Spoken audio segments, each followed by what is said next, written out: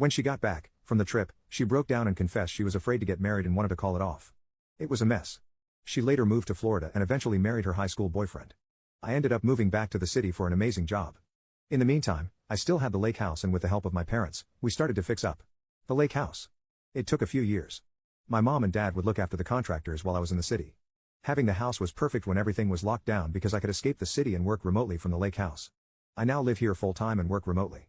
Then this summer we had the 4th of July at the lake house.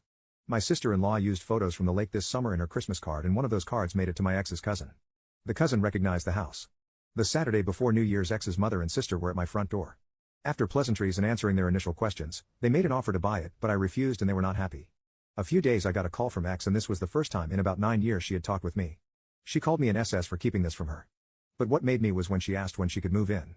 I asked, "What do you mean by that?" She paused and said, "I know this is just your way of telling me that you are still in love with me. I am just making it easier for you. No need for the chase." I was in absolute shock, but I commended her audacity for thinking such.